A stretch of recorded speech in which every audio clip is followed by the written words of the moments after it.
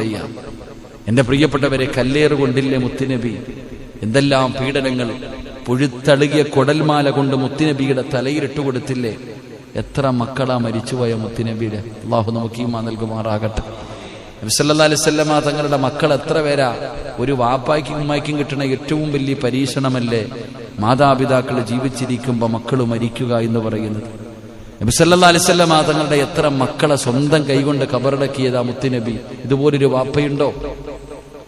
അപ്പൊ അള്ളാഹു അത്രയും പരീക്ഷണമാണ്. അതാ ഞാൻ പറഞ്ഞത്, അതിനെക്കുറിച്ച് ആ പ്രവാചകൻ പറഞ്ഞത്, അള്ളാഹു ഇഷ്ടപ്പെട്ടു കഴിഞ്ഞാൽ വല്ലാതെ പരീക്ഷിച്ചു നോക്കും. ഇബ്രാഹിം നബി അലൈഹിസ്സലാമിനെ അങ്ങനെയല്ലേ പരീക്ഷിച്ച്? എന്നിട്ടല്ലേ അള്ളാഹു ഖലീലാക്കിയത്. അള്ളാഹുവിന് ഇഷ്ടം കൂടുന്ന സമയം അള്ളാഹു ഒരുപാട് നമ്മളെ പരീക്ഷിക്കും. ഈ പരീക്ഷണമെല്ലാം പരീക്ഷിച്ചിട്ട് അവസാനം നമ്മൾ വിജയിക്കുമ്പോൾ അള്ളാഹു നമുക്ക് സ്വർഗം നൽകി അനുഗ്രഹിക്കും. അതാ സമ്മാനം, അതാണ് പ്രതിഫലം. അള്ളാഹു നമുക്ക് ഈമാൻ നൽകി അനുഗ്രഹിക്കുമാറാകട്ടെ.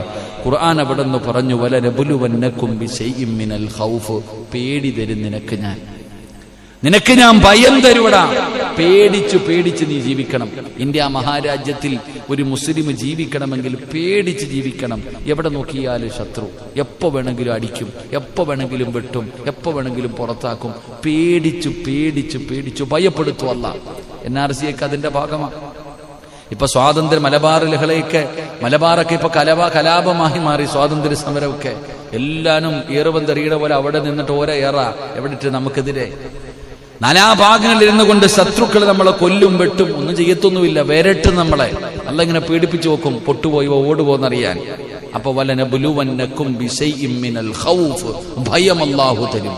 ഭയപ്പെടുത്തും അല്ലാഹ്, വരണ്ടോടുമോ എന്ന് നോക്കാൻ.